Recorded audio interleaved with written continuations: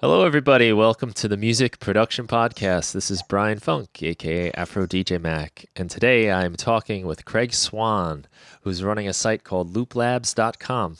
What's up, Craig? What's going on, man? How It's a are long you? time coming. I'm Yes. excellent. Yeah, really I'm good to excellent. talk to you. Yeah, for sure.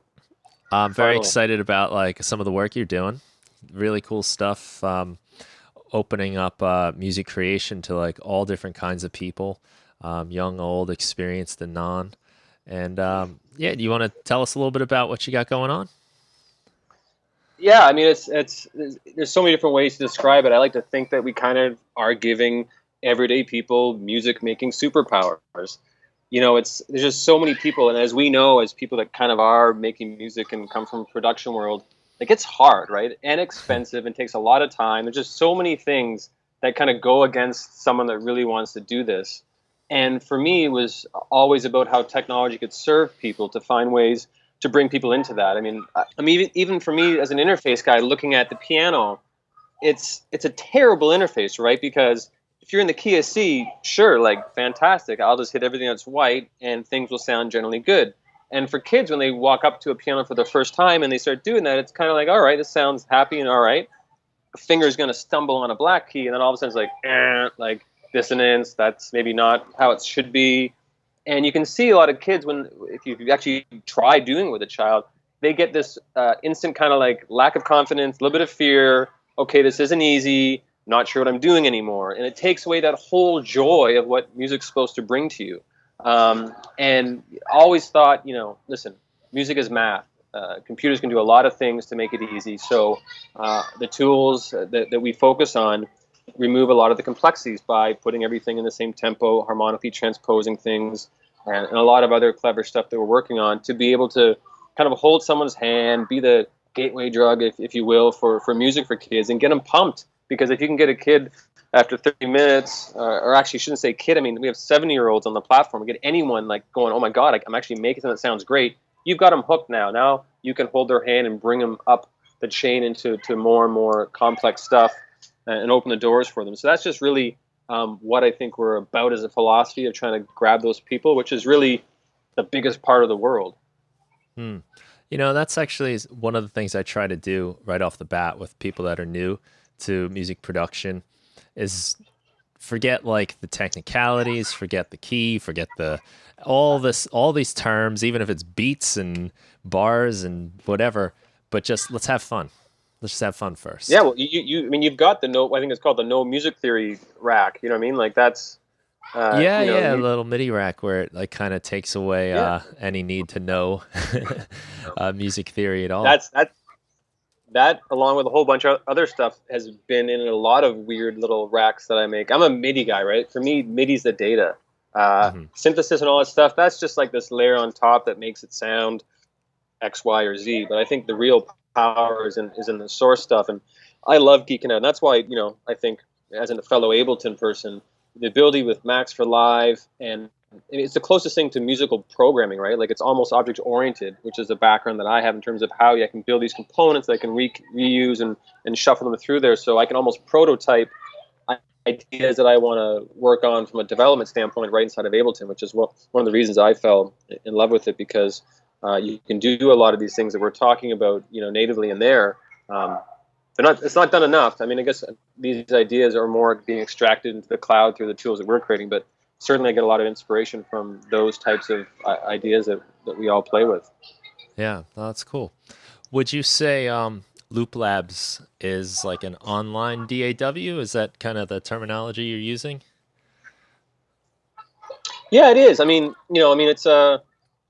It's the funny thing is that the people that I talk to, whether it's from a business perspective or whether it's really the market I'm trying to address, they don't have a clue what a DAW is. And Hmm. even if you explain what they stands for, digital audio workstation, that sounds intimidating. Like, oh, it's a Yeah. workstation. Uh, no, man, this I is like say a, that when a I want to drag. sound important. Yeah, even the way that it's described is a little bit confusing for someone that just wants to go in there and make some beats for their skate video, right? So yes, from our perspective, certainly it is. I mean, it has all the things you expect more or less from a DAW, but I think of it as just slowly becoming a utility for people that can create so much types of media. They're doing so much video, so much other stuff, but like music is still kind of this white space, right? It's this area where there's like a black art to it for a lot of people of not being able to do it easily. So they're stuck stealing music and putting it on, getting a takedown notice, or getting some cheesy stock stuff. And neither of those are solutions for people that want to express themselves. Yeah, it's pretty cool how it works on LoopLabs, where you just kind of reach over into the little pool of samples, and there's a ton of them. Drop them into your project, and it conforms to the BPM, it conforms to the key, and it's kind of hard to make a mistake. It's kind of hard to make it sound bad. You know, there's definitely some taste that goes into it, but it's definitely For sure. what I like about that. You know, I think about it for me like where the actual music creation is sort of like the specialty, but then when I go to do like say my videos, that's when I'm a total like, you know, person walking in a dark room with their, you know, their eyes closed. I don't know what's going on really, and like I'm really not sure how to do a lot of things. So I almost wish there was something like that for video, where it was just kind of so much easier to put it all together. Because I think a lot of us, you know, musicians or creative types really, even if you're an artist, if you're making your skate videos, whatever it is, you kind of have to know how to do like a little bit of everything now. You have to know how to put the video together. You have to know how to promote it. You got to know how to get music. And I think what you guys are doing is great for making the music side of things kind of, it's much easier, and it's also a quality output. You're not just getting like these kind of cheesy, predictable stock sounds, like you said, and it's something a little more personalized, your own style. And I think, I think definitely what the sense that we can really pick up from it is because it does all this sort of under the hood stuff to make stuff. Certainly it's subjective whether it's good or not, but you'll always be in key. It's not going to be terrible. But what is really cool that we're finding from the people embracing it is that there's also a collaborative aspect which we haven't talked about. So it's got messaging, audio, video, chat built into it. So I can be dragging and dropping samples with my friends that are working on different sessions. So the cool thing is that I could be doing a dubstep track at 140. He's doing some hip hop stuff at 90 BPM, different keys. But when we share our ideas, they're still through that switch over to the friend. It's doing that transposition so it actually gets worked there. So that gives it a whole new context of what a drum beat does when it goes from 140 to 90, or some other piece of music, which gives it a totally different feel. And the other thing is, because generally in the music world, you're kind of like EM guy, you're like a dubstep guy, you're a house guy, you're a hip hop guy. Like you kind of go into there thinking these are the types of sounds and these are the formulas of a. For people that don't have that and have a massive library of more than 50,000 like samples they can pull from, they're pulling in stuff across so many different genres that just go together, that these kind of new, I mean, I call it like the LoopLabs genre, because it's like this music has this weird feeling that you can't really pinpoint it, because they're pulling like Afro-Latin percussion stuff on top of like a house beat, but with some weird trap leads, and like it's just this weird kind of eclectic sound, which is so amazing, that really excites us about, as we put more and more sounds and pool more and more producers contributing to the platform, you're just going to get this really, I think, global flavor that you almost can't really call it anything anymore, which I think is almost more interesting than trying to classify music. Yeah, that is fun, because that's how like new things come about half the time, when you start mixing things up. And I think the way it's set up in LoopLabs, it makes it easy to just kind of almost accidentally do that and combine genres and combine styles, and just as you're experimenting, you're just trying new things out.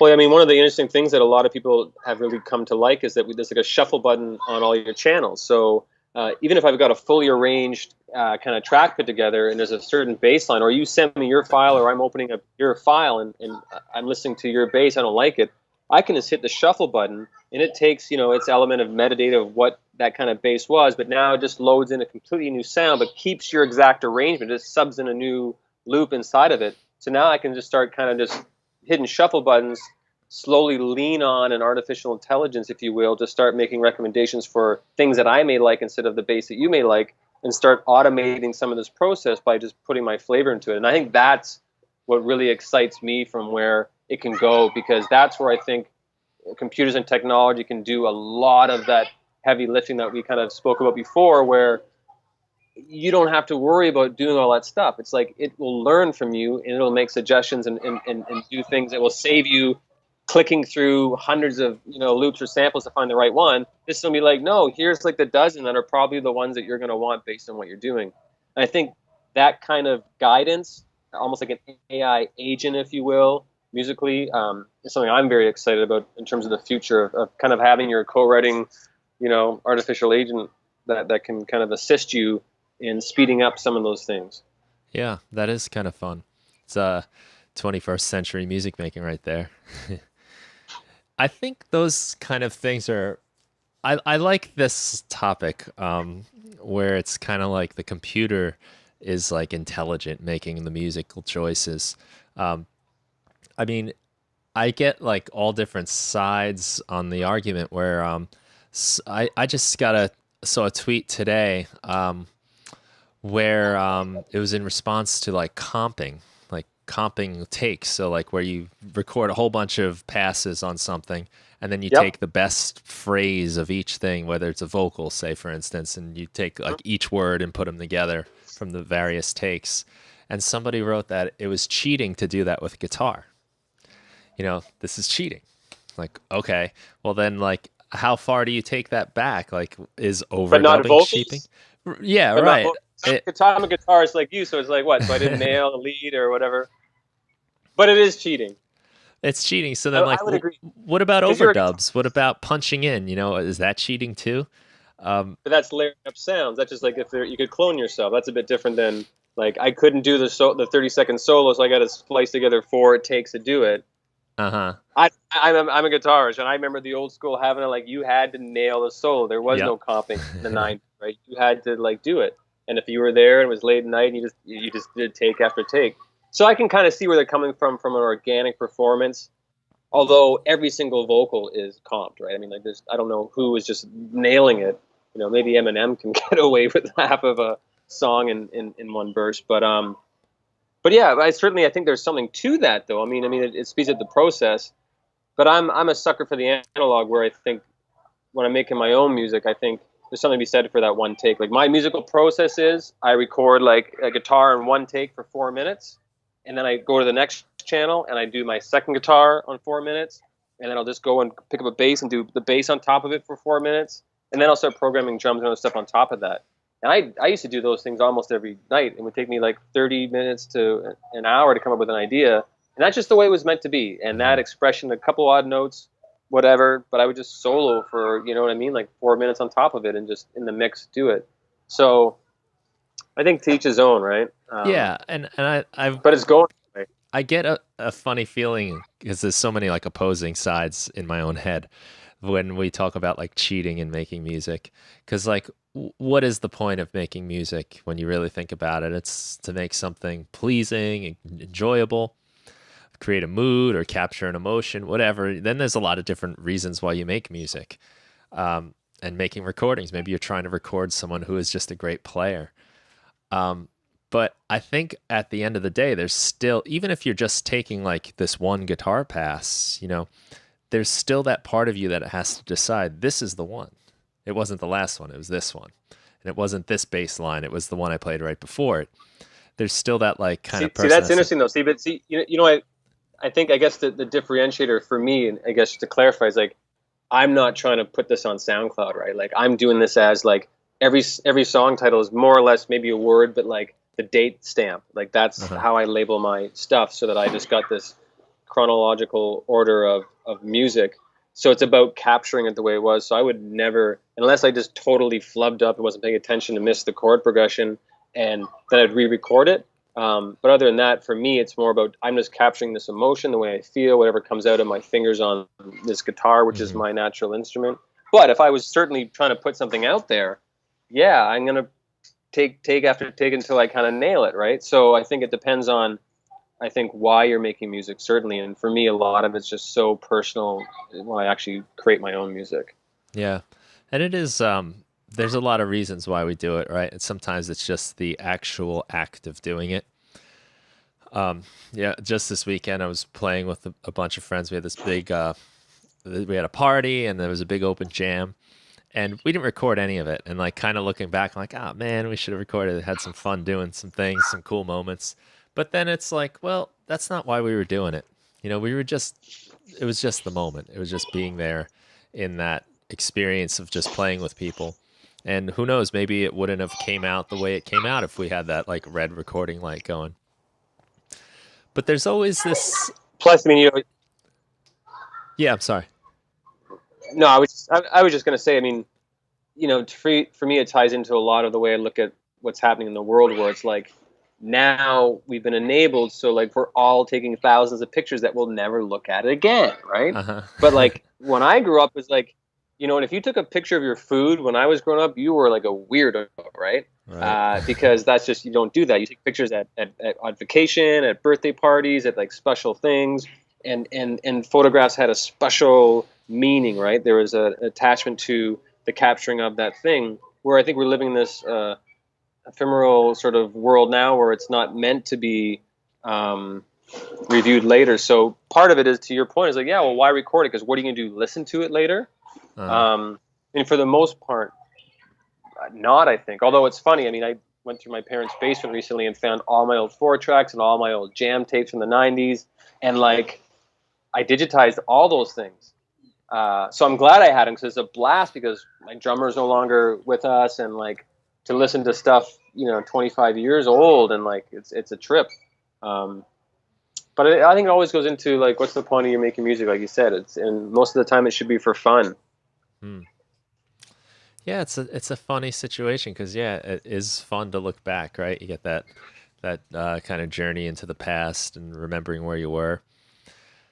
But I think also at the same time, if you're going back to your 4-track tapes, I mean, that was a precious limited amount of media, even though I'm assuming cassette tapes. Well, we also did VHS. So we also went to VHS. The ADAT machines? Just so we had fatter tape.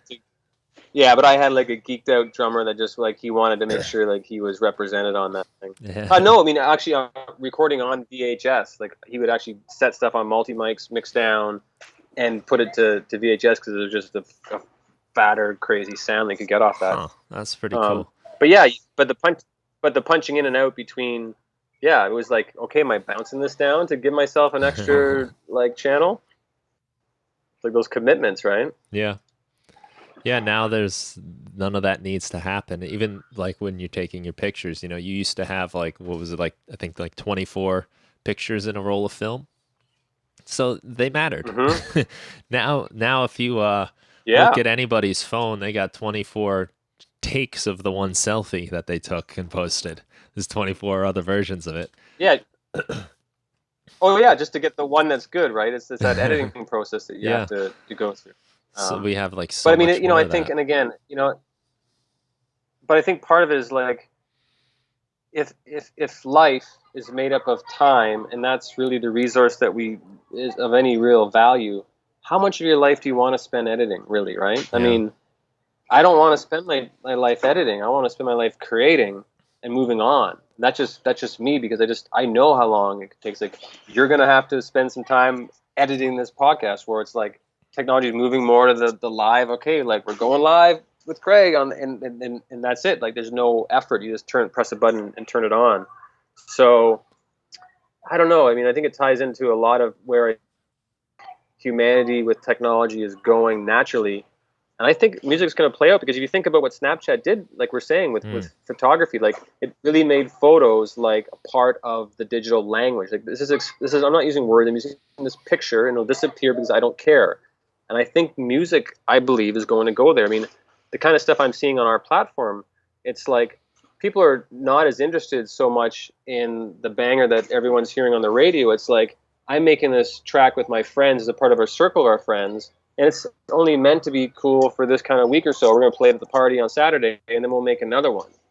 And I think music is going to catch up to that thing where it's just meant to be this more expressive thing. As the tools get there so people can create it easily and quicker, I think you're going to see it more as like, this is an expression capturing this time and on to the next, right? Yeah, it is a funny thing that's happened. I was thinking of Snapchat too, where it's just the pictures here and then it's gone. And it's like a those messages that would self-destruct after you read them when you're in a detective movie or something. And they're just Yeah. gone. And in a weird way, I think that's kind of how music used to be, though, right? Before we were recording it, you would have to see someone play it, Live, certainly. and then it was done. Like you can remember it. That's about it. Yep. But then poof, it's gone.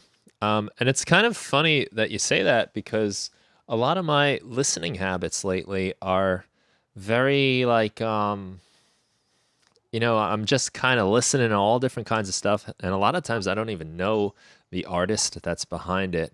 It might be like it's just my SoundCloud stream, or it might just be like a shuffle kind of deal, Pandora, or Right. whatever, just whatever's new, just to listen to it to see what's going on. But I don't see myself as much as I used to really spending the time with certain artists, with certain albums. It just, I mean, things pop up occasionally that you want to come back to, but there's so much more of this, like, I don't even know what I'm hearing. I'm just hearing than But it's there funny. I used to mean, be. I totally agree, and it's like I've been working on this like post I want to kind of put out, which really kind of covers like the evolution of technology and formats and the impact it had on consumers, I guess, or listeners of music. Because there was a time where, I mean, certainly with albums, but more recently with CDs, it was like you would go to someone's house and you'd be like, okay, what's on the shelf? Yeah. Because your identity was in some way tied to your music collection because there was an investment of time, of working to make money, to then go spend time to go to the store to buy it, to then listen to it all and absorb it. Like it was a part of who you are. It was your identity in many ways for Oh, a absolutely. generation. And that's like you're saying, it's gone now, right? I mean, it's there is no longer that. It's become more visual, I think, than it was music before. People were not taking pictures as much because it was expensive. You're not going to take pictures and show like, look at the picture I took at the party and look at. No, you didn't do that, and you didn't do video because you're not going to have this huge Betamax thing back in the day or whatever. Like you're not going to do that either. But your music was portable, right? That was the first portable media that you really had, and that is how you express yourself, whether it was cassettes or stuff. But I think exactly to your point, it's like music is now moved into the ether. It's something that you can get anywhere, anytime, and there's no need to have to identify yourself to it. And I think even the lack that even Spotify not really for the average person being something they connect to their social where you are represented musically. I think everyone's failed at trying to connect music to your identity in the new world that we're in, and for that reason, I think it doesn't matter. It's just this thing you listen to, and it's personal discovery. And if you find something cool, you'll share it. But even playlists aren't even shared as much as I think mixtapes and stuff were back in the day. Yeah. Yeah, and it's when you talk to young people a lot of times, at least when I do, and I ask them about the music they're listening to, I get things more like new music, whatever's popular, or like just it's not really like a person, it's not a thing, it's just kind of whatever comes on is what I listen to, whatever's new, whatever's Right. popular.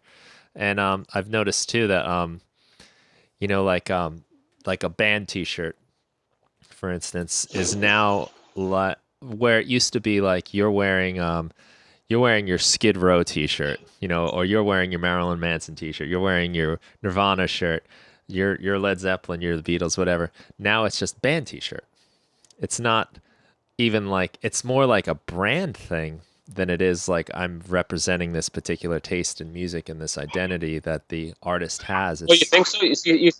You think that they're more? It's not even the music that necessarily they like, more what the artist represents in the zeitgeist. I think it's more just like this is a band shirt. It's like a style of Oh, so just clothing. more like it's not a striped shirt. It's not Right. It's a a band. collared shirt. I'm wearing my band. Well, I mean, I certainly see a lot of that where people are wearing like a Motorhead shirt. I'm like, dude, can you tell me? You probably didn't even know what Ace of Spades is, but even if you did, can you name one other track? And they probably couldn't even do that, right? So Well, yeah, no, I certainly I, get that. I s- see I people saw wearing these. a kid at my school. She was wearing a Ramones t-shirt. I was like, awesome. I love the Ramones. I got all excited, tried to talk to her about it. She's like, what are you talking about? I'm like, your shirt, the Ramones, and she's like, it's just a band shirt. It's just my shirt. And then I tried to actually show her. That's so weird. I brought up a video on YouTube, and she's like, I really don't care. And I was like, okay. Yeah. And you know what? And now that you've played it, these guys are creepy, and I don't like it. Yeah, I don't like this Right? kind I of. mean, I like rap, or I like this, or I like that, whatever she said. But it was just a funny moment where I was kind of like, oh, like a lot of the kids I see running around in their shirts are just wearing. It's just like it's more like a fashion statement than it is. Well, yeah. I guess what I'm saying is it's more like just a type of piece of clothing statement than it is Yeah, I even. mean, I see it, but I guess you having the conversations, it kind of blows me away that it's just like, especially like, listen, like when you were talking about shirts, I'm like, okay, I was the guy like, 15 years old or whatever, sporting, GNR, right? That was like I was into them before anyone else was. And I was like, those are my boys back then.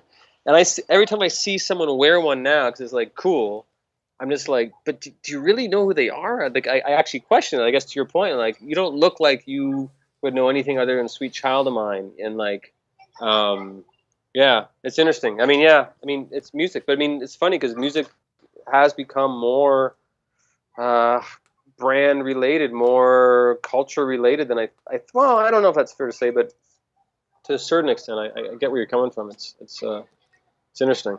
Yeah, it's like the logo of the band, the look of the band is a very important thing Right. now, almost more than I think it was back in the day, where if you were wearing it because you were representing the band, but now it's like this looks cool. And I don't know. Yeah. I guess we're like two old We're in farts a now, visual right? culture now. I think we're no, but yeah, we are. There's no denying that. Get But off my lawn, but kid. it's what lawn? It's made of fake grass now. Um, uh, but yeah, no. I mean, I think we're just a very visual culture now, Hmm. for good or bad. It's just like everyone's, and I think that's back to the point we're talking about music. It's like hardware has solved a lot of these things for people, right? As soon as I'll use the iPhone, but smaller devices before them. But now in your pocket, I've got a camcorder, I've got a camera, I've got these things of being able to capture content, and I can record content in real time with the mic. But I don't have the facility to make music, right? Like for me to make a video, I can do that by pressing a button now, and that can go viral just by pressing a red button and capturing something interesting. But to capture music that you create, that's a whole other different thing unless you have the skills with your friends to create and play instruments live. So I think that's why we've turned to a much more visual thing, which is why I'm so excited about creating tools that can start putting music creation into the hands of people where you can almost be making music as if it was Tinder. You know what I mean? Like it's just a different way of being able to make Mm. decisions to make music. Like I think that's where my mind's at right now. Like how is music making decision based versus anything other than that? Because that brings in the listener to be able to start creating and bring music to the forefront of like no one's scoring their social media. There is no social media soundtrack, right? Like that's a Right. problem. I think like that's maybe people don't see it as a problem, but when people have the opportunity to start scoring and putting their custom music to all the content they're creating, I think we're going to see a huge shift in the value of music. Hmm. Yeah, that could be pretty cool. Scoring your own social media. Something normally left to the people in the know. Now it's in the hands of many others. Yeah, Um, it's been the same as every other tool. The same as video and all that stuff, right? yeah. Well, yeah, it's true. I mean, we can all do all that stuff now. I guess it's just a matter of time. But what you said, I Music is think loud. I mean, that's why I always it's a lot of decision making. It's deciding this over that, and even if it's not, you didn't particular say play that beat. You've chosen that beat. Even you've chosen that take. You've chosen that. or that kick drum or Yeah. that kick drum for guys, I guess, that are going in there and like 128ing it and like getting geeky on subbing that stuff. But then that's where I think technology can play a role, because it's like if I know every single piece of music that you liked, have favorited, listened to, and I can do analysis and to know, guess what? This kick drum is the one that you're going to like. You may not even know it, but I'm telling you right now, this kick drum is going to work because of the music that you like. Then those kind of decisions can be kind of filtered and bubbled up to the top, so you don't have to make those things, but they're presented in a pattern where I think a lot of stuff can be done to be able to get you right to the source of being able just to start making things in 30 seconds that represent the mood you're in, right? Because that's most of the time all you want to do is just like for the average person, I want to capture this thing. Like I got a view, I got an experience, I need this kind of thing. Give it to me now. That's the sweet spot for I think where you'll see LoopLabs going is that the opportunity is between the listener and the creator. Like there's a huge opportunity in that space that no one is even touching, and I think that's where you're going to see the future of music for sure. So what are some things you guys are trying to do to bridge that connection between, I guess, the I think listener and creator?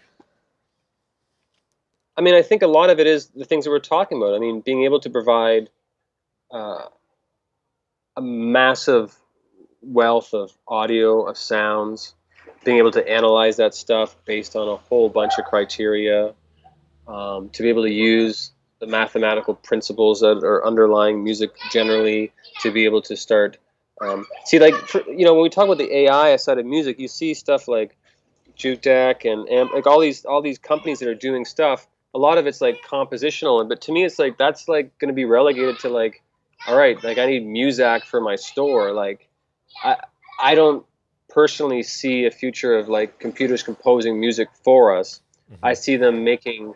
It's like you've just got like the most amazing, smartest musical friend that can be like, yo, this is the stuff you need. Let me just like give it to you right now and help you put it together. And you just like say yes, no, yes, no, yes, no, and then there's your piece of music. Mm-hmm. Not for guys like you or me, although I think it could still help us go through I've got terabytes of samples, right? So like I geek out on how to label that stuff and metadata to that, because to be able to access that stuff quickly is useless for the average guy that's not technologically like adept, and they're just like musicians and creators. Like going through a couple of terabytes of stuff to figure out where their stuff is, good luck, man. It's not going to happen. You're going to go back to that folder of where you got Dre's kick beats or what, you know what I mean? Like you're just going to go to that folder. But I think through MAR and like there's a lot of stuff you can do to be able to analyze that stuff and do that. So I think, a lot of our focus is how do we bubble that stuff up. Again, I think music making for the majority of people, I'm talking about the 95% of people that don't even know they can make music. How do we help those people get into the game and create music for all they want, which is just for themselves, just for their friends, just for their videos? Because that market, for good or bad, it dwarfs the global recorded music industry. Yeah. Because there's just a billion people that would love to be able to put some kind of music that they could call their own in their video they make, because they post videos every day almost. So I think trying to find a way to use the stuff that we learn as producers and apply that and I don't want to say dumb it down and really smart it up with technology to be able to do that. That's the stuff that I think I find most interesting, and the kind of things that we're trying to work out in terms of making it so it's not it's human curated, I guess. Yeah, that's a pretty interesting point. That something I would definitely appreciate, because I know when I go through my sample libraries, or even just the sounds I've made myself. I mean, hundreds of like sampled instruments and presets on different synths, virtual synths. I mean, really like kind of a ludicrous amount. I should probably just stop doing it. I think I have enough by now. But it's really hard for me to find, like you said, I tend to go back to the same things. And even though I have my own sounds, there's so many of them that it's really hard to categorize. And a problem I have a lot, like I started trying to do, but then I realized this didn't work, was I was trying to like categorize things by mood a little bit. So it was like cheerful or like happy or like mellow, bittersweet. I'm calling all these sounds by that. But then so much of that depends on the chords I'm playing. So I could have the sound that I wrote bittersweet on, but then it could sound completely jolly depending on the chords I'm playing. So I'm having a big problem categorizing and figuring out like what goes where. And what ultimately has happened for me is that everything just goes in the same place. Because everything can pretty much be used in almost every circumstance. Well, yeah, like in my like user library, I got my folders, and maybe even like a categorization like bass. I could call something a bass instrument, but if I play it 2 octaves High higher, register. It's a it, lead. and it still sounds usable. It's not like it's no good anymore. Well, So, I think we're talking about the same kind of thing I was talking about earlier about like having so much, photographs, for instance. Like you just don't know what to do with them anymore. Like I can't even go through them all. And that's where I think technology should play a role. Where it's like, okay, listen, Brian, no, it's tough for you to know what the hell to do here. You got like 10,000 versions of that bass that you could get. Let's try to present stuff that is adaptive to what you want. I mean, and that's machine learning, right? It's a whole level, but it's yeah. I mean, it's so funny because like we're geeking out on like on the level that we're at, and it's the average person can't even comprehend the troubles that we go. Like our tribulations are like having too many bass samples and not knowing how to go through them because some are sampled at C and some are sampled at F sharp, and that makes a pain in the ass. I mean, there's just so many different things that we have to do just to even like put stuff into place that I don't know. Again, I think ultimately, I think I was put partly on this earth to solve a lot of those problems for a lot of people, to make it accessible to all the people that would never in their lives dream of wanting to deal with the headaches that we deal with as part of what we do. yeah. Yeah, I mean, I find it's coming down to like limitations all the time, and like with all the gear and all the presets, samples, whatever it is, and I'm starting to feel like so much of my music making time is just sorting, is just like deciding, is just finding. Whereas like when I first started and I was just on guitar, I had a guitar. So when I go to make Yeah. music, here's my guitar. Now I'm making music. It wasn't, I mean, it wasn't even the biggest decision. Maybe might have been like maybe I'll detune the string here. I'll do an alternate tuning. I'll use a Or capo, pedals. Yeah. yeah, or a pedal or something. But now it just seems like man, there's just so much, and it's hard to get past all that. Where I'm starting to get the feeling like I just want to create like a template that has like 8 tracks, same presets, and I'm just gonna make like an album with those 8 tracks. The end. No, nothing else. And then I'll change my presets for the next EP or the next Right. album. I mean, it's like Malcolm Gladwell's whole thing about choice. I mean, it's like too many choices and just you can't decide and stuff doesn't get done. Yeah. And I think it's a problem for everyone in whatever that they're doing, right? I mean, I think that goes back to that whole thing of it's like I just deal with what I lay down. And it's because it's just the headache of having to go through that. Like I've spent time where it's like I had these great ideas and then I spent like hours and hours just getting lost down the rabbit hole of just going through presets and different instruments that I have and all this stuff. And in the end, all I did was like preview 1,000 different ways something could sound, and I never finished the thing that I did. And that's a thing that I know that like so many producers deal with because they don't separate the sound design side of it with the actual music. So for me, the only way I can get around is just like capture the song, like capture the emotion. Yeah. Because I can always go back to that file and open up if I like it. But again, I think I've already come to that point where I'm not trying to put out a track on SoundCloud and like that's not me. I'm not trying to make it in music, but I do want to have. I mean, I have thousands, probably like you. I have thousands of tracks, ideas, sketches that I've recorded as full mixed whatever. I would rather have an army of those things that my family, my friends, should I ever fall off a cliff, have like, hey, oh my God, like Craig is this archive like Prince of like music, and yeah, some of it's shit, and it's just like him like noodling around, or whatever. But like, it's who I was as a person versus having a few couple perfect things. I mean, that may be who I am and how I approach music. Because again, we didn't really talk about it. But like, I was like a deadhead. Like that was a big part. Like, LoopLabs came out of my experience as a devoted deadhead. Like appreciating Really? the fact that yeah, totally, man. Like, and really, just to go into for a second, it was like I was exposed to early 90s internet through university. So there was no web browsing yet, but I saw the internet. And I had been BBSing in the 80s, but this was different, right? So I had seen the internet and what it was going to do. Like I check out books at the library. Like that was new online. but I'm also like a deadhead, right? So here I am listening to a band that never plays the same stuff ever the same again. They encourage their fans to actually like plug in directly, line in from the monitors from the live feed, record on DAT, make tapes, give those tapes, sell those tapes, whatever. Like it was a social music thing. Like it was like analog dance music with like this whole social music thing combined with it. And I had seen kind of what the internet was, and so for me, like my epiphany was like in a drum circle after one of those concerts where I was like, oh my God, like these things are going to fuse and like I'm going to be a part of that fusion. But that was like, you know, that's like almost exactly 25 years ago. So like crazy how long I've been on this path to get to a point where now I feel like it's actually sort of happening. But it was a part of that whole, like I was in cosmic jam bands. Like my guitaring was just like we just would just like make music that was just all inspirational, all improvisational. It was never about writing songs so much as just like experiencing the moment and capturing it. And that's just a lot of my background.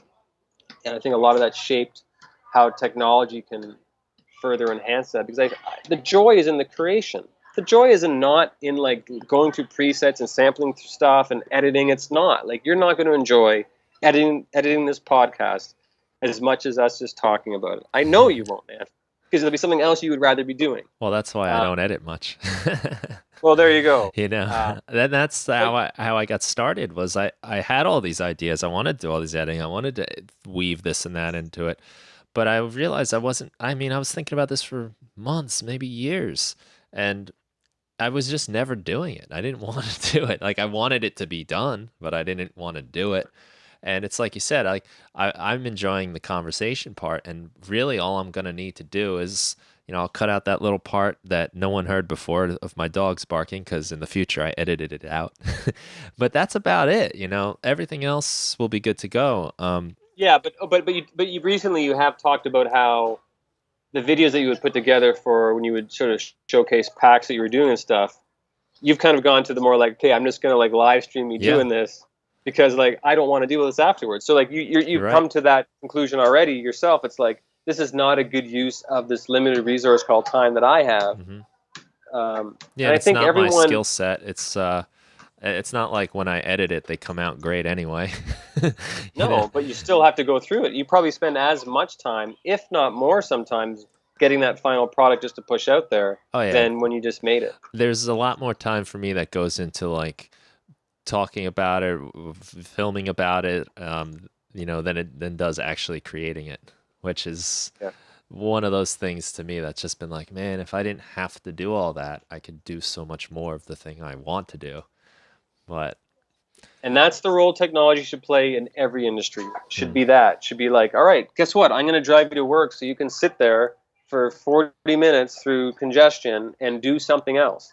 Fantastic. You just freed up I don't know how many lifetimes of human hours by having autonomous vehicles, for instance, right? I mean, that's just one example. I think every piece of technology is going to be doing that across media creation, across transportation. It's going to free us up where we're going to get to a point where we're going to be able to do a lot more things that I think are going to be creative. Like I think there's going to be a new renaissance of creativity in the next 20 years just by time freeing up. If we're not, you know, I mean, if it didn't happen, we'd all be driving each other places via Uber and making each other coffees and staying in each other's places and be all serving and using the sharing economy, which would be useless. It would just be everyone just giving everyone their own stuff back and forth. I hope it works out that way. I'm scared we're gonna just fill it up with more bullshit. I think as we've gotten more technology, like in a lot of ways, it's cut into our free time, because now we're expected to make that phone call on the drive. We're expected to work at home. We're expected to, you know, get it in overnight. No one does phone calls anymore. You must be. You're not talking about the Well, in your car, you know, now you're reachable. It used to be you go for a drive and that was it. You were gone. You know, no one expected anything of you. But now it's like, why didn't you text me? You know, why didn't you get back to me? It's been 20 minutes. It's funny you say that. Just to interject, I mean, I remember just last week having a conversation with a younger person and trying to explain what it was like for me in high school, where it was like there were no phones, never mind internet. I mean, there were no phones, so it was like you would phone maybe someone at home or at school and say at 7 o'clock we'll meet you at the plaza or wherever it's going to be. And if you somehow miss them, it's like, oh my God, now we have to drive around. Are they at this place? Are they at the park? Are they at the house? Are they doing this thing? And it was like, that was the chase down. And, but a lot of wasted time. Like there's a freedom, but there was also, a wasted time element potentially. But it was serendipity, and like your life became just the adventure that you rolled with. And now it's just like, I think so many people are like, you know what? I was going to go there, but now I see a couple pictures there. I'm just not going to go. And you're making decisions based on someone else's experience, but they're not you. Yeah. That's not you having that experience.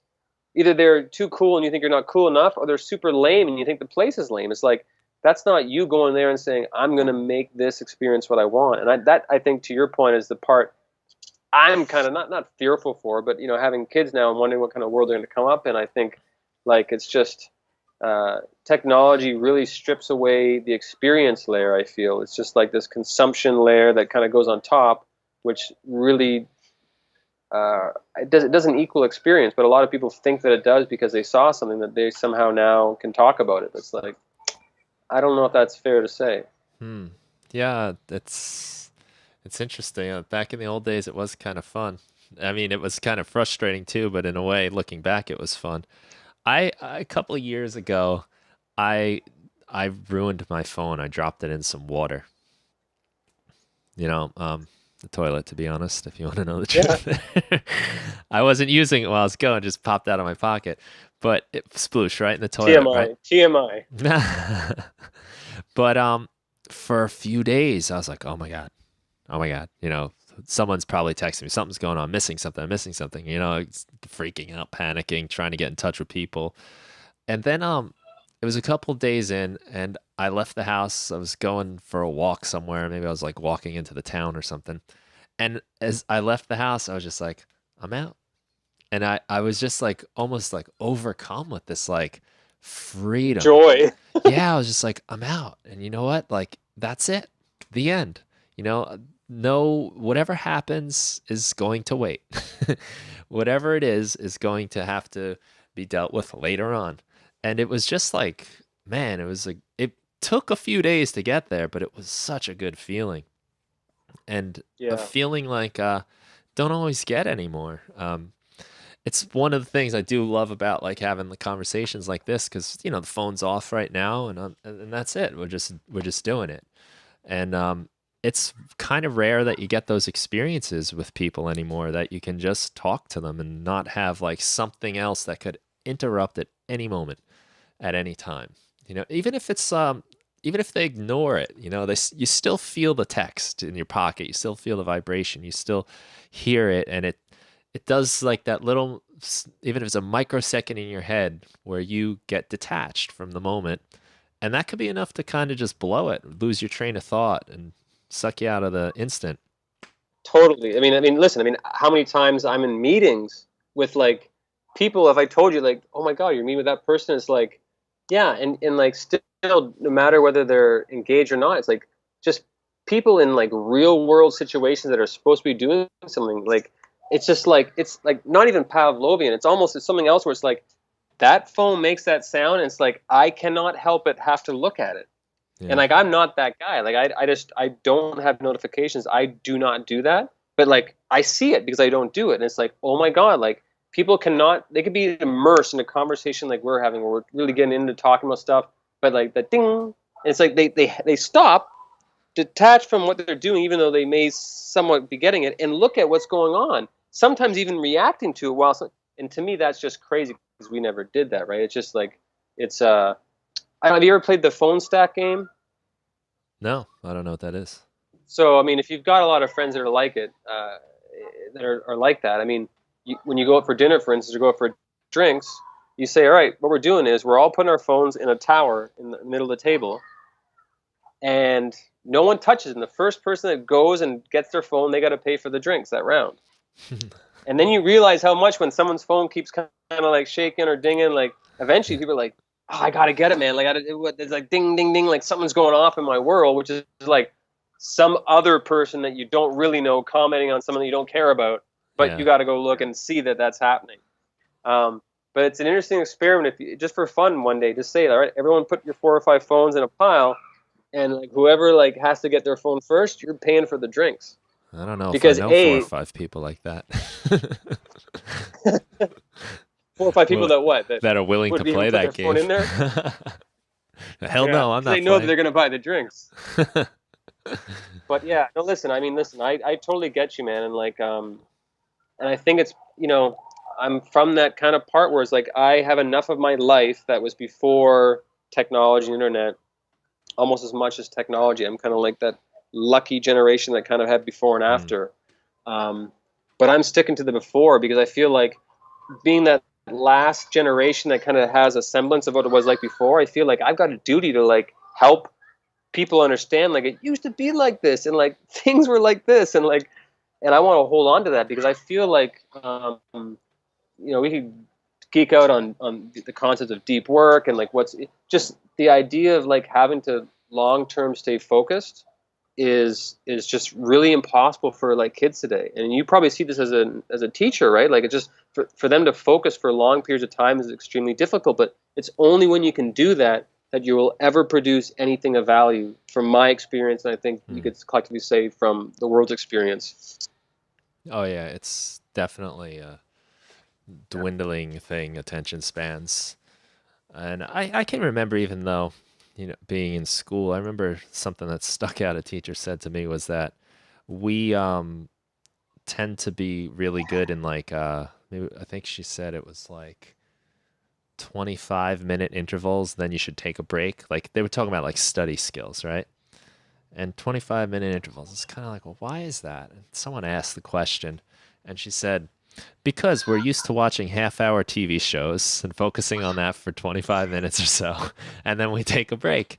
And I remember just Right. thinking, like, wow, so like this like half-hour format has like changed the way our brains work. And now, look at what we're watching now. It's like a 30-second clip. It's a what is Instagram 60 seconds, and I mean, I know like YouTube videos over like 2.5 minutes, like I go, oh man, I don't know. Start wondering if you Oh can yeah, really invest it's that like amount of time. YouTube. Can you please figure out a way to make like 2x like sound better? Because like I all my videos like I have to speed up because I mean how many times have you probably watched some guy go through some Ableton tip and it's like, oh my god, 18 minutes, dude, if you had just like thought about that you could have done in like 2 minutes to save me like the grief of like my life being like just gone. Yeah. But it's funny because I mean listen, I mean it's a good point you brought up and it makes so much sense. I mean that 20 whatever minute span that was, but that was television programming. Like, that was Yeah. programmed into a generation. And now you're right. It's like the short form is being programmed into consciousness almost. Where, yeah, if you don't hook me, if you don't get me, it's like whatever. It's like I mean, I mean, for me, I grew up with a mouse, so people would get carpal tunnel. Like I don't know what the next disease is for like thumbitis or like I think from it's just actually the scroll neck, they're saying, because you're looking looking down. down. And Yeah. that's what is your head about like 15 pounds, like a bowling ball, I think they say. And that puts all kinds of tremendous pressure on your neck, so your posture gets all messed up, and people get like these like question mark shaped bodies.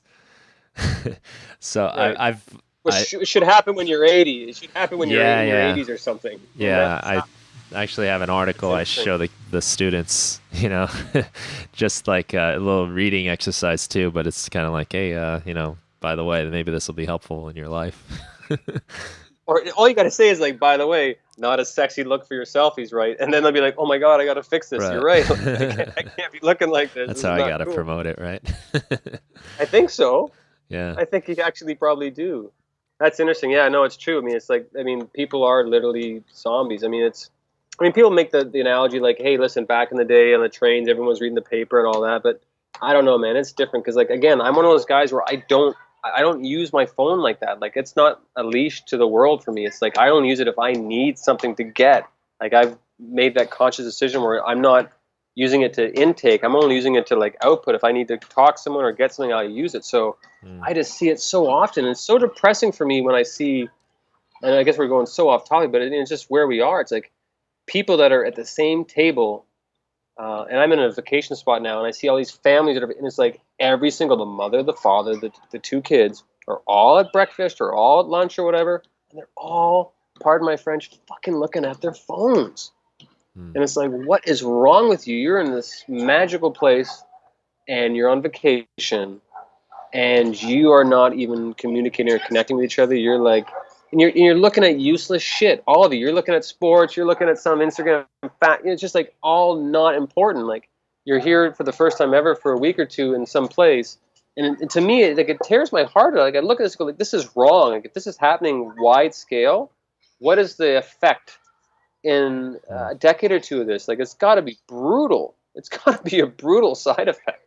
Yeah, long term, generation upon generation, because it's normal for kids growing up these days. Like you said, like I mean, I'm like you. I can remember the time before the internet and the cell phones and stuff, Yeah. and it's there that wasn't even a thing. I don't even think I could explain to my 11-year-old nephew life without an internet. I don't think he would be able to grasp it.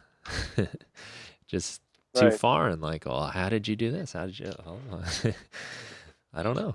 We thought we I were barely cheating with remember. we thought we thought calculators were cheating. Yeah, I remember your teachers telling you, you're You know not what I going to mean? always have a calculator in your pocket everywhere you go. You need to learn your math. Now you got Yeah. one. And now it's like, yo, I've got every single thing in human history like in my pocket. Yeah. It's just, yeah, Thanks for it's making me interesting. memorize those dates. Teach. That'll be useful. Yep. Oh boy. But back to music, right? Yeah. So you've been doing some fun things, I understand, as far as getting the word out on LoopLabs. What are some of you've been to new places, new conferences, things like that? Anything stand out? Yeah, so I'm in Europe right. Yeah, I'm in Europe. I've been meeting a lot of really interesting people. I mean a lot of, even though I guess for the first time hip hop is kind of making a real resurgence. But I mean, for the most part, electronic music, whatever genres, is kind of the thing. And to be honest, Europe's where it is. And so I've been spending a good deal of time throughout the summer here, a lot of time in Berlin. I just came back from Tech Open Air, which was really awesome. Just like an old, I guess like communist style, like music house, by the river in the middle of nowhere, and just a wonderful place to bring in thousands of people to connect on music and technology, and it really has like an old school, like I guess for me it felt, even though it's been around for a while, this a new venue for them, so it feels kind of like South by, like before South by turned into the shit show it is now, when it was just about the real people kind of making a difference.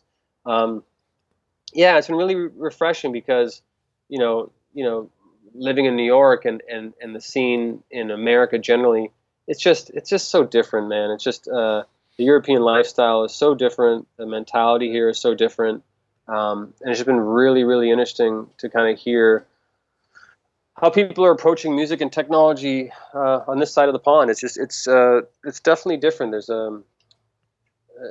I feel like it's more about the feeling, like it's not about the commercialization of it. It's about the expression of it, and being more authentic. I definitely get that kind of vibe in lifestyle, but in also music. So it's been yeah, it's been amazing. I mean, there's a really vibrant scene out here.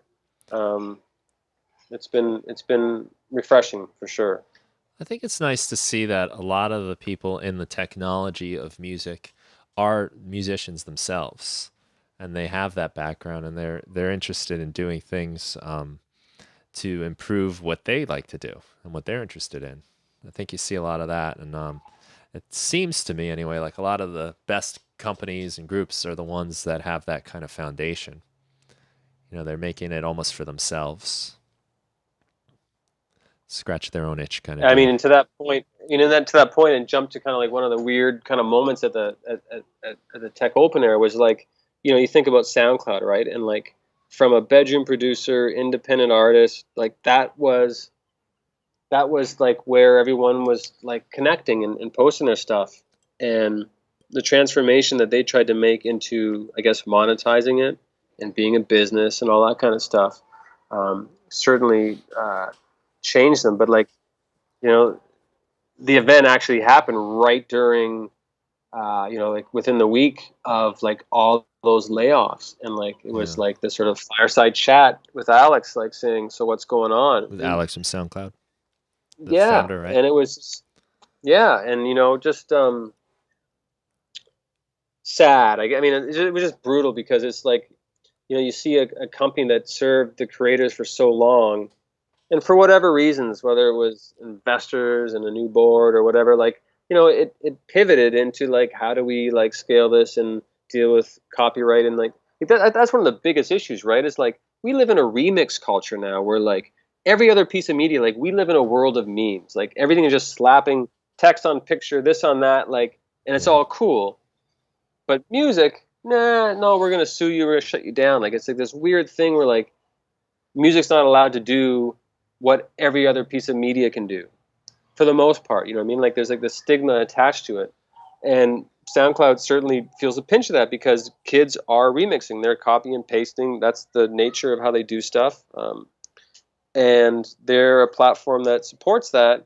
And then you get to a point where you get big enough where it's like, well, we're gonna like now shut you down, or we need to get a big chunk of you, or and then you start gonna have to toe that music party line. And it was kind of sad because, just being in Berlin, where that's their home base, and this is a big music tech conference, and like they're having to deal with like imminent like demise in terms of the creator's eyes. Hmm. I don't know. It brought up a lot of interesting conversations about where things are going, because everyone obviously was commenting on what was said and where it's going, because like it's a problem, right? Like, this is a problem that has to be solved, and like Yeah. I don't know who's solving it if they're not part of it. I mean, like, people are going to remix. They are going to make their own music, and as the tools that, whether we create them or other people create them, more and more they're going to be able to meme music.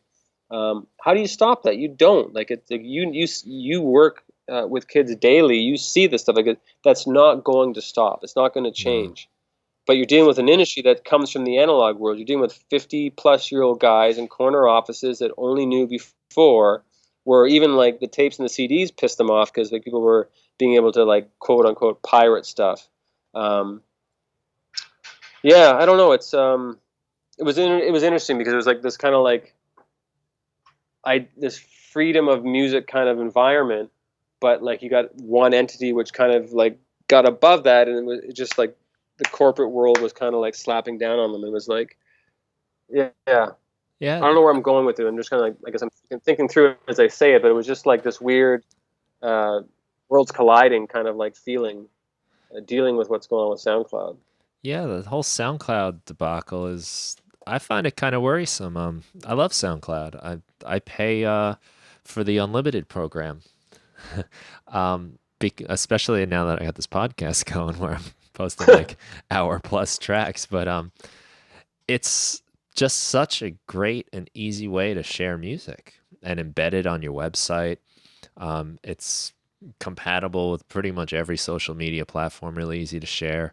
Um, and I listen to a lot of music through SoundCloud these days where, just whoever I follow, I just kind of go to my stream, almost like you look at your Instagram stream and just let it go by. And that's kind of a big part of what I was talking about earlier, where I don't even know what I'm listening to half the time. Because Right. it's a lot of it is just, I'm going to put on something from SoundCloud and just kind of see what comes up. Skip Yeah. here, skip there. You're allowed to skip. It's not like you have to listen to commercials or anything. Um, and just the how portable it makes your music on the internet is really, really cool.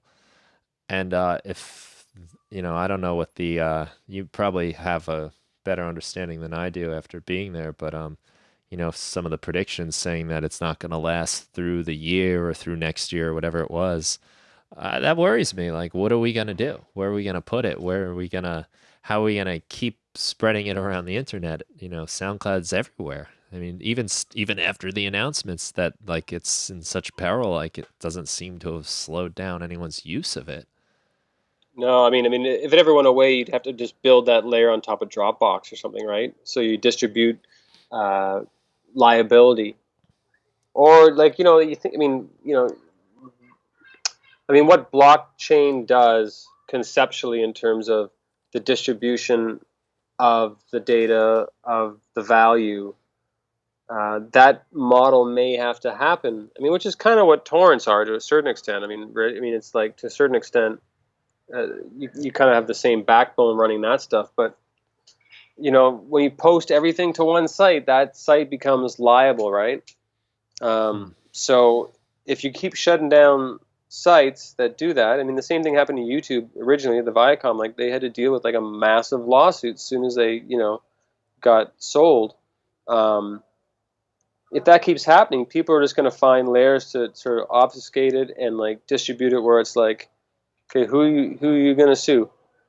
You're going to sue, you know what I mean, like 500 million people because they're all like contributing to this. I mean, that's, I Well, mean, there well, was a they time did when it shut down kind of that. looked like they were going to do that, right? With Well, I mean, I guess Napster. I mean, yeah, Napster was, you know, the kind of the like, you common know, folk were that getting. first generation of that. There were a few Uh, unfortunate examples made of people, getting yes. sued for like Joe Schmo down the street because he had all those downloads. Yeah. No, it's crazy.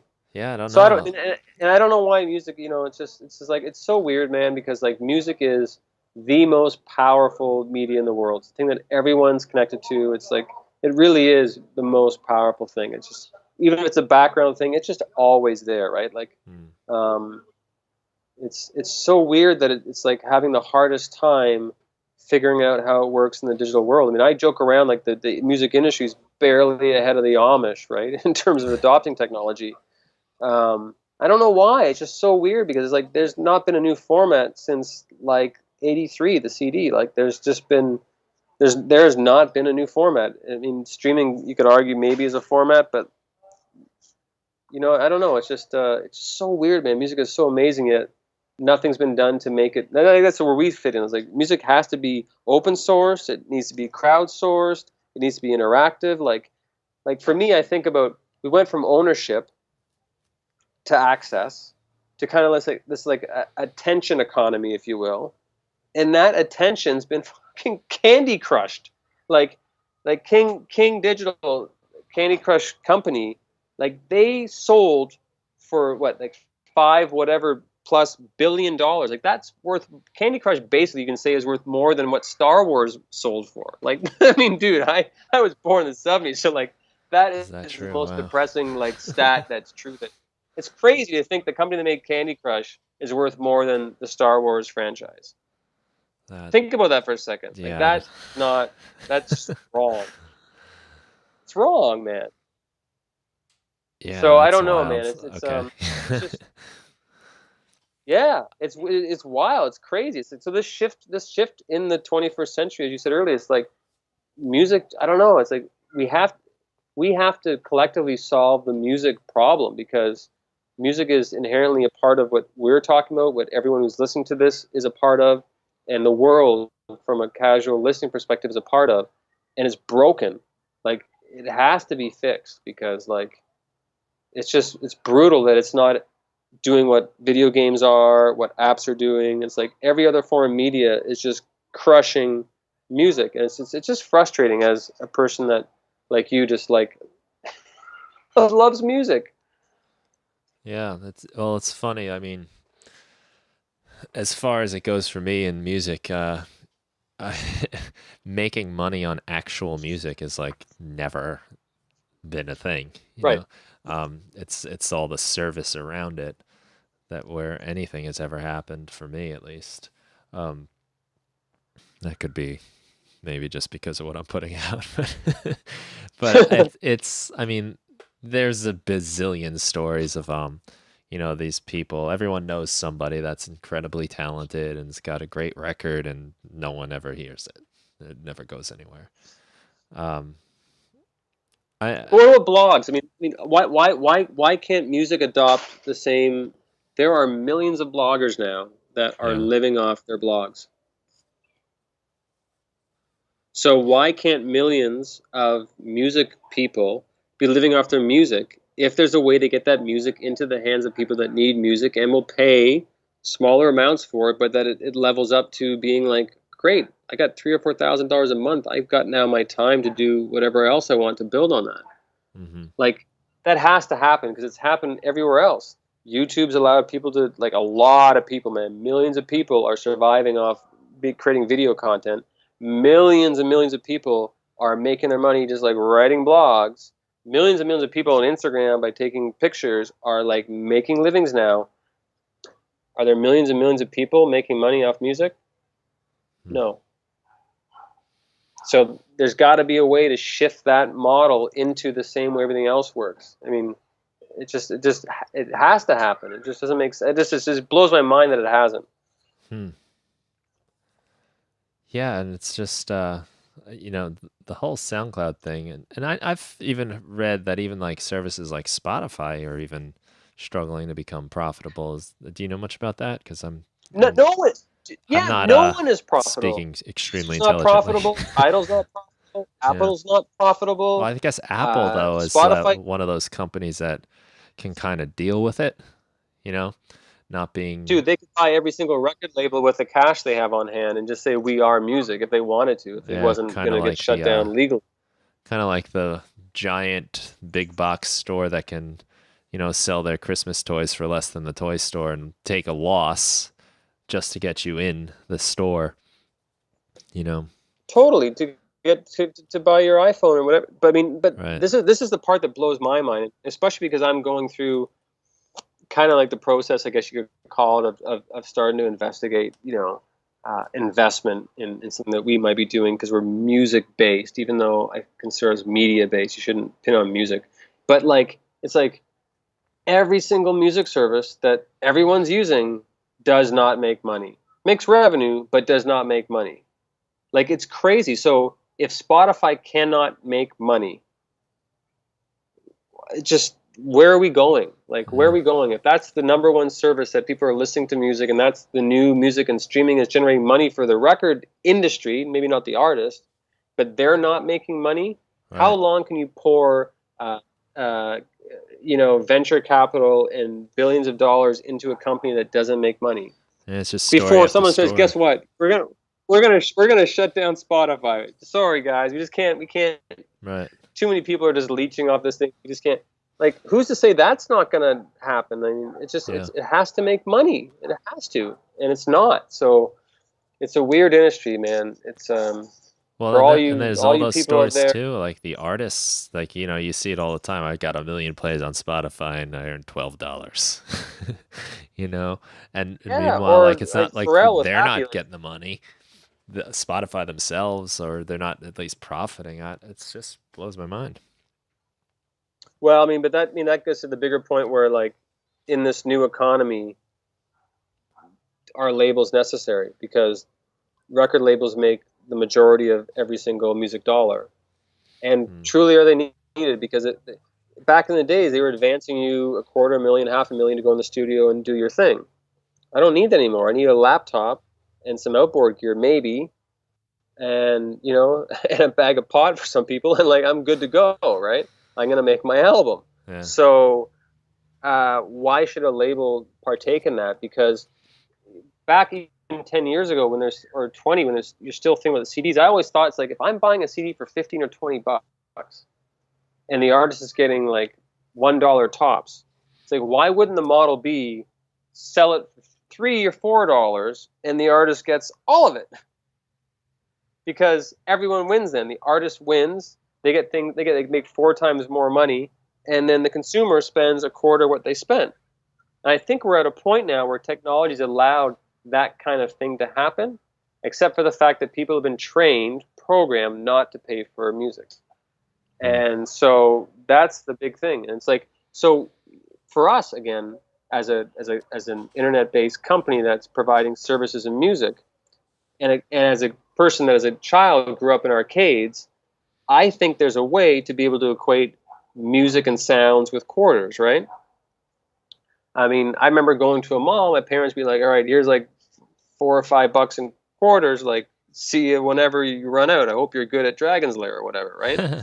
So I see a potential future where I don't see an issue with people when they're creating music or doing it for whatever purpose they need it for, saying, here's a dime for this, a quarter for this. Like I'm just sort of putting these things in as I'm making stuff. And if my end output after I spent, like our average engagement time, Brian, is almost, it was like 25 minutes On per like LoopLabs. visit. Yeah. Yeah, making music. That's a lot of time. And so I Yeah. think about, okay, how much money would I spend in an arcade in 25 minutes back in the day without inflation? I was not rocking Donkey Kong for like, for one quarter for 30 minutes. I was probably putting at least a few dollars in. So if I'm making music and I'm choosing to spend 30 plus minutes making something for something I'm doing, would I not spend $1 or 50 cents for that piece of music so I could use it and have it and own it? That's more than I ever did playing video games, and I need it for my content creating. So I don't know. I feel like I feel like the model is going to go down to individual people becoming creators, and not relying on a Drake track to put on their video, but like creating something that sounds like it's the music from Drake and cool for the video they're going to put out every single day, and I'll pay 50 cents every time I do it. That's a model. Like that's something I think everyone can kind of get behind because they need it, they want it. It's personable, it's customizable. Um, so that's kind of the directions I think I see it going. I think you'll see us going is that kind of sense of empowerment. But like sound should be nickels and dimes, right? Because you're going to use them. You want to use them all the time. Yeah. Yeah, it kind of blows my mind when I think back to being like a teenager and spending $15 on a single record. Because I mean, that was usually everything I had. $15. If I had $15 as a kid, that was like a pretty big day. And to go out and like, it was quite an investment, you know? And now Well, I can it's, remember. I mean, sorry, go on. yeah, just now, like being a grown up, and if you have some like expendable income, like the idea of spending that much money on a record is like, geez, I don't know. I spend $15 a month on Apple Music and I can listen to whatever I want. It's Oh, totally. it's changed so much. So much. It's I mean, hard to so wrap your much head so that around it. back when you had to spend $15 for, like, I can remember back in the day when there were physical stores, like I can remember the release schedule was there for like the next month or two. So you'd be like actually like planning. It's like, okay, Yeah. like to your point earlier, like Skid Row's dropping like, in late September. So like you would be like almost like planning like, okay, like these are the albums in the next 2 or 3 months I want to get. And you'd be planning for it. Like it totally, I mean, I don't know what the demographic of this podcast is. I'm gonna guess it's probably more old farts, I guess, than kids. Maybe not, but It's really, really hip, awesome people, I'm pretty sure. well, yeah, I guess I'm talking age. The We're all coolest hip and people. awesome, obviously. Thank you for listening. But yeah, yeah. If you've made it this far, because this is a long one. But yeah, no, it's drastically different times, and that's why. I mean, I guess as a teacher, you probably certainly enjoy trying to pass and convey that stuff off to kids. And I certainly, every opportunity, I mean, because like every night I go on to LoopLabs because it's got chat built into it, and I talk to like whoever wants to talk to me. Like and everyone's like, oh my God, LoopLabs in line. Like I'll be like the guy talking to them, and a lot of the time, like these kind of conversations where I tell people like these similar types of things, it's like they don't even get it. Like that's crazy, man. They're like, what? That's how it used to be, and it's like I feel like there has to be some kind of education on the younger generation to have education before appreciation, right? For the creation of new things. I feel like that is somewhat necessary. Just maybe not. I don't know, man. It's just like whatever. They're gonna do what they're gonna do. Yeah, right. Well, we're sailing Who am the I? ship into a Who dark am I night. Not sure what's up ahead.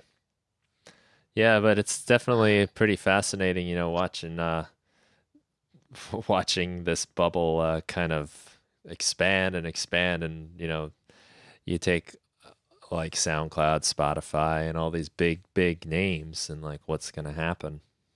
I don't know.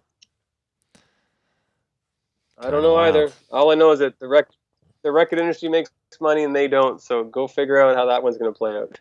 I don't know.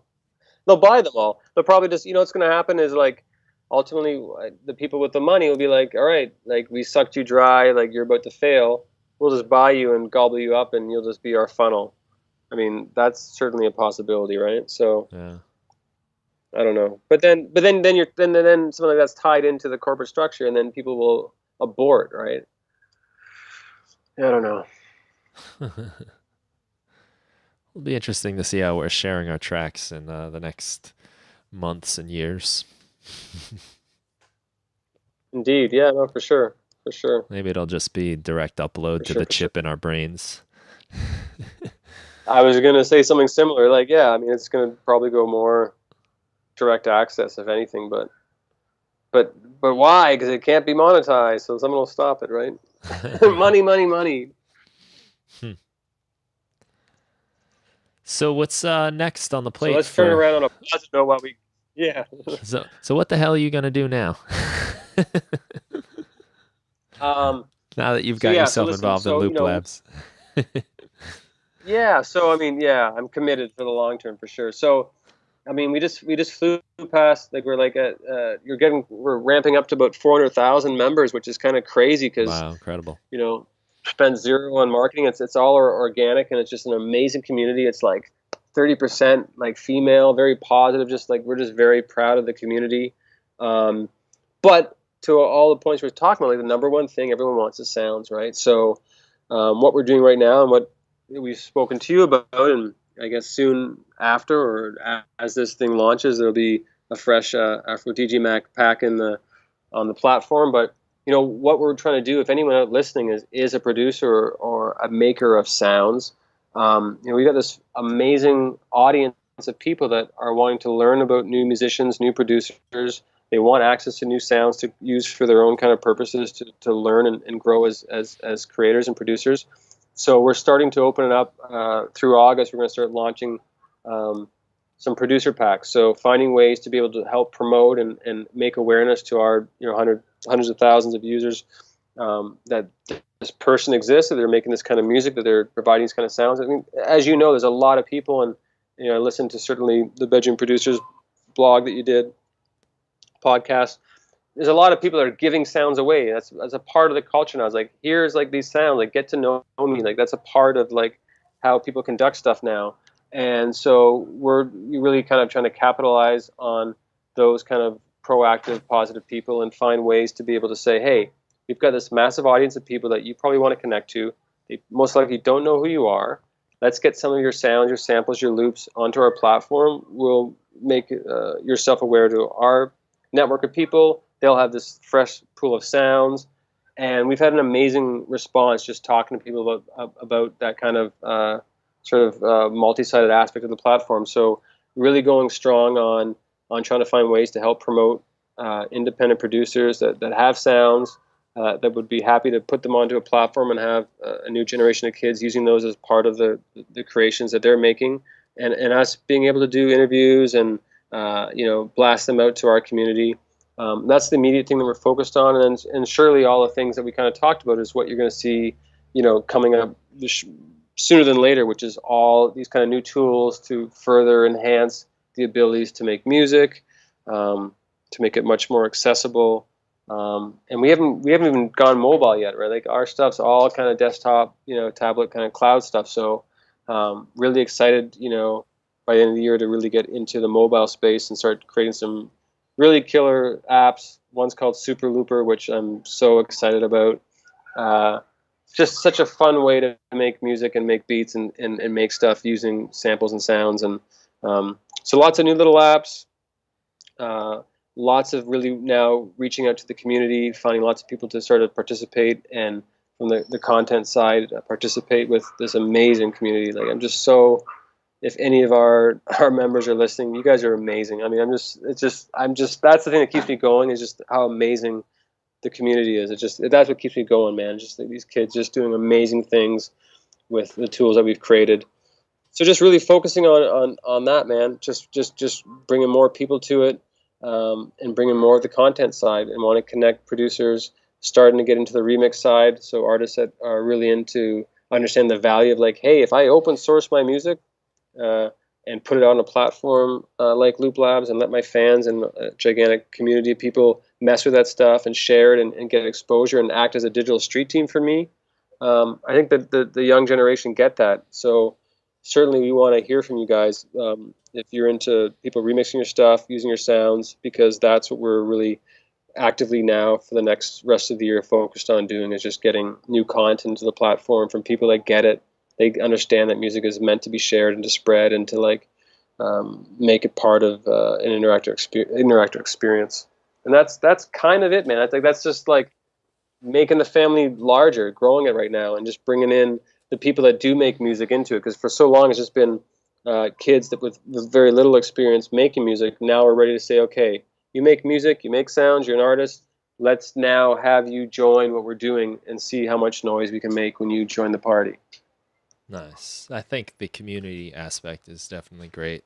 And it's one of the, it's one of the best parts about making music in general is the communal aspect. I guess that's where music started in the first place, right? With a Yeah, communal thing. And most of my friends in life I've met through making music in one way or another. Even if they were just people that were there to enjoy the music that was being made by the community of people making it. And the idea of putting out the packs, and then people can kind of as they're making the music, kind of start to recognize, oh, I love this sound, where'd it come from? And then to go and find the artist that put it together, and then maybe they start getting into that artist's sounds for their own projects, and then they realize, oh, well, this beat comes from this track that I'm kind of almost remixing in a weird way. And then it's a cool way to get a new flow of audience, I think, from people that you might not ordinarily reach. And I think that's such an important thing right. for us as musicians and creators to find like every avenue we can. Pick up a few people here, a few people there, and that's how things grow. And I think it's a cool like. Maybe it's because I'm a musician myself, but it's a cool sort of behind the scenes way to learn about an artist where you're kind of like picking apart their stuff before you even know what the full piece is or the full project is or the full scope. You're just kind of like taking things and then almost just discovering that you like them based on that, which is a pretty cool way. But I mean, that to me, that's the future. Like in a world, especially if we're moving towards streaming, where if I create one piece of music, which is going to perpetually like earn me royalties on a streaming server, and that's how I'm supposed to generate money. That's not live music. Is a future not maybe where as an artist they say, you know what, I've got an idea for a track. It's Hmm. maybe not finished. But I'm Yeah. going to put those pieces on a LoopLabs, and I'm going to let everyone else finish and do whatever the hell they want with it. And all the sounds on LoopLabs are all royalty free and cleared, and my stuff's been metadated, analyzed so that it's clear. Everything that gets outputted now, you've now put yourself in a situation where like tens of thousands of new pieces of music can be created off this thing that you started, which could all be monetized in the future. Like to me, as a new business model, that makes sense. Like saying, here's my stuff. You guys, like I'm open sourcing it. I'm gonna get a piece of it. You're gonna get a piece of it, and like let's just throw it out into the world. And forever, even if it's long tail, that stuff's gonna earn more money than one single piece of it will. And I Hmm. think that's the model that we're focused on trying to see come to reality. Because I think the interactivity and the engagement of the young generation, more Prince would never have done that, but the next Prince from this generation will be about that. They'll be like, "Yo, here's my thing. I just made it today in my hotel room. Here it is. I'm throwing it online." People just start making craziness with it. But if it's all tagged properly and you have the metadata to support that, you can throw that in a DSP. You can put it on Spotify, Apple, and all that stuff's going to earn money, and you can distribute that stuff evenly amongst the creators. To me, that makes more sense as a business model where we get closer to that blogger mentality where some mummy blogger can make money posting about crazy stuff and she makes a living off it. Why can't someone making music do the same thing? And I think you can if you open source your music and let people mess with it, long as it can be put into a monetized system through serious metadata. Um, yeah, Yeah. sorry, I just kind of side railed what you were saying, but No, no, no. I felt like I had to say it. I feel like that's a business model for the future. Like I feel like making a joke about the Amish in terms of the music industry, but at the same time, the Amish also like raise barns, right? Like everyone comes in and like makes something. And I think Yeah. if you can kind of crowdsource the creation of derivative works and be able to monetize it, which is something we're actively doing and working with companies like Dubset to do that, I certainly think that that's a huge opportunity to kind of like take music in a new direction that's inclusive and community driven.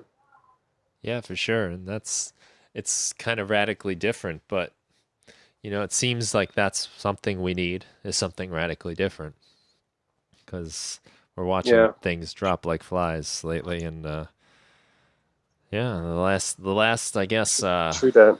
I don't know, 20 years or so have been kind of wild in the music industry. So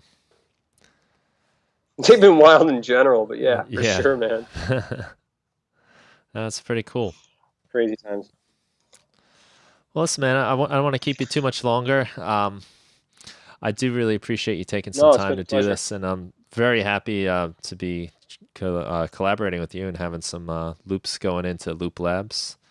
That's going to be a lot of fun, Absolutely, and for sure. Now, hopefully listen, man. give some life to some of my graveyard of unfinished ideas, which I have Good way plenty of of. putting it, for sure. So No, yeah, man, it's been an absolute pleasure. And like, I mean, just these kind of conversations are awesome, and I think more of the community that we can have these is great. I think you doing this podcast is great because there's not enough. I think kind of discussion. I think it's great. And for anyone else that enjoyed any of this and made it all the way to the end and actually hears us right now, certainly emailing me just straight up at Craig, Craig, at looplabs.com. Be so happy to talk to anyone about anything that we talked about. I just get off on that, man. I think just pushing the conversation, pushing the technology, pushing music forward, all about it. If anyone was inspired to want to talk about anything, would love to keep that conversation going. well, that's cool. It's one of my favorite things about what you're doing is the communal aspect and bringing this wonderful world of making music to all different kinds of people, and also trying to help out artists along the way. So I think it's a good thing. I highly recommend everyone should check out looplabs.com. It's a lot of fun just throwing things down, seeing what comes up, and then uh, I guess there's you could always import all that stuff into your own sessions, right? If you're a more Yeah, advanced I mean, producer. And, a lot of people just go in there and just mess around with Sketch and go, "This is kind of cool." Then they just publish it, download it, and yeah, and then they would import it and mess around with it. In fact, a lot of actually just a lot of guys that are like DJs and not producers, like they as a DJ, you to differentiate yourself, you're all playing the same tracks. So now people are realizing like, hey, a platform like Loop Labs, I can go in there, and if I know the Camelot system and I can know what key I'm in, I can create some kind of cool trap thing in the key of F sharp that I can make a 30, 60-second piece of music in that I can kind of do a mix in and out between tracks, and I can make my stuff more unique. So we're seeing a lot yeah, of kind of like DJs starting to use it for just being able to create little pieces of music that they can insert into their sets, which are unique. So nice. yeah, I mean, come on in. Yeah, that's a great idea. Very cool. Well, Craig, thank you very much for taking your time to speak to me and to everybody about this. And I really do wish you the best and excited to work with you a little bit in the future. Yeah, thanks, So, man. I think for sure we'll. Who knows? Maybe in a year from now we'll have the follow up podcast and we'll see where the hell the world's got to and how crazy yeah, it is. that'd be great. Awesome, man. Cool. So definitely everybody check out looplabs.com. This has been my talk with Craig Swann. Thanks for listening to the Music Production Podcast and have a great rest of your day.